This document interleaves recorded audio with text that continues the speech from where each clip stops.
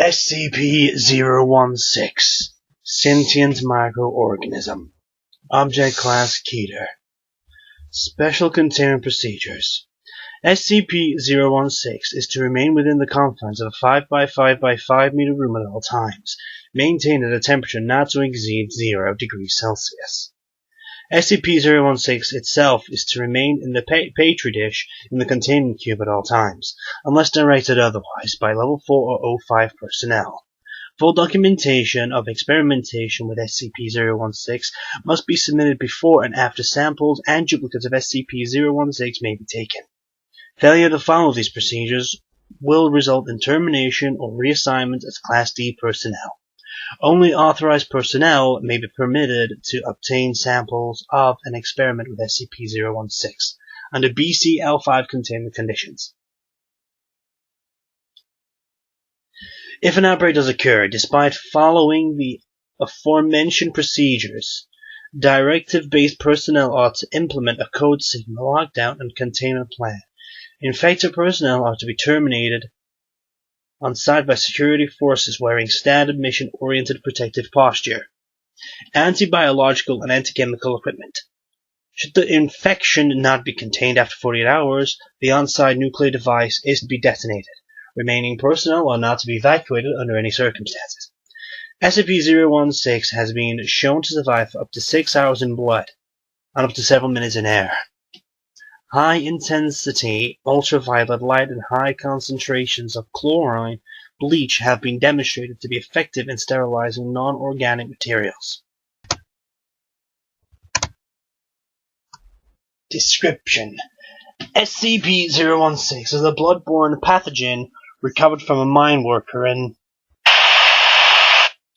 who injured himself while working in a deep coal seam. Said wound became contaminated with coal dust from the mine, possibly infecting the worker with dormant spores.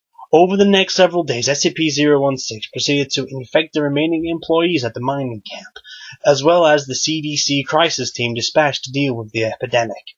Foundation personnel then took over the investigation and terminated all affected personnel.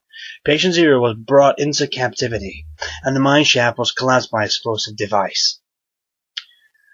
SCP-016 has an incubation period ranging from 24 hours to 2 years, depending on the presence and number of other human or hosts in the area. First symptoms resemble the common cold and include itchy eyes, runny nose, coughing, and bodily aches.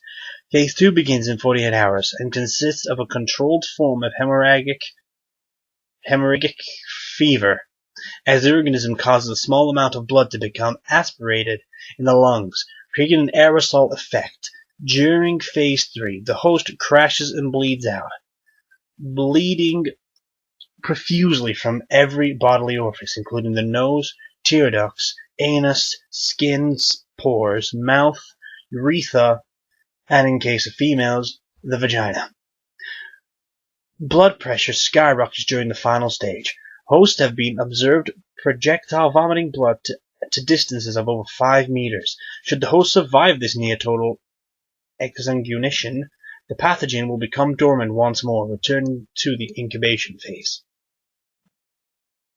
What distinguishes SCP-016 from other strains of hemorrhagic fever such as Ebola and Marburg is its unusual response to high stress. Should the subject undergo a high-stress situation, such as a life-threatening crisis, the organism will change its survival tactic from rapid reproduction to rewriting of the host's DNA and stimulation of rapid cell division. Major physiological changes occur within the first 24 hours, with complete bodily reconstruction occurring within 2 weeks' time. Most hosts do not survive the process due to the heavy demands made on the body. An interesting side effect of the transformation is an increased aggressive urge. It is believed that this may be an attempt to maximize the spread of the virus in a manner similar to rabies. On another note, subjects who undergo bodily transmission no longer appear to exhibit SCP-016 pharmacologic properties. However, subjects infected by transformed hosts will still undergo the normal SCP-016 infection process. Addendum. Experiment log of SCP-016 transformative properties. Subject D0161. D-Class personnel infected by SCP-016. Upon first showing symptoms, subject quarters were slowly flooded with water over a 24-hour period. SCP-016 mutated into a teratomathic state, transforming subject's lungs into gills. Subject survived for 2 more weeks as SCP-016 transformed its limbs into fins, caused its eyes to atrophy, and enhanced its sense of hearing into a cetacean-type echolocation ability. Subject was terminated by draining all water from its quarters, causing it to asphyxiate. Body was subsequently cremated without autopsy. Subject D-0162. D-Class personnel infected by SCP-016. Upon first showing symptoms, subject's quarters were slowly flooded with water over a 24-hour period. SCP-016 mutated into a teratomathic state, causing subject to undergo rapid muscular growth and increased bone growth on knuckles. Subject then attempted to escape from confinement by punching through the reinforced steel door.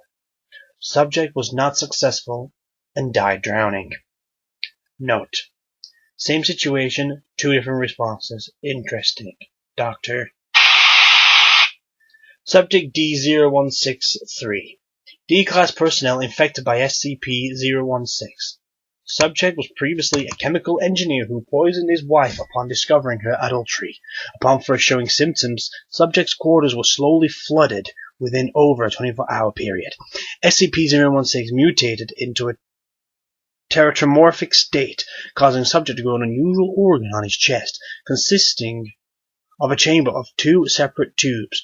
Organ continued to take in water and swell in size, until Foundation personnel, realizing what SCP-016 may be attempting, terminated the subject by gunshot. Organ was found to contain several gas sacs filled with acetylene gas and oxygen. Subject D-0164. D-Class personnel infected by SCP-016. Subject was told to concentrate on forming wings. No stress was applied. SCP-016 did not mutate into a tetramatic state. Subject died of exsanguination during Phase 3. Subject D-0165. D-Class personnel infected by SCP-016. Subject was told to concentrate on forming wings and placed in an acrylic box suspended 305 meters above a mine shaft. A timer was placed outside the box, which subject was told indicated the time to release. SCP-016 mutated into tetramathic state, causing subject to grow a tentacle-like organ on its left wrist, similar to a spider's spinnerets. Subject extended said organ through one of the box's air holes and extruded a strong silk-like substance, which it then used to secure the box to the cable. Subject was terminated when the countdown reached 0 and the bomb detonated.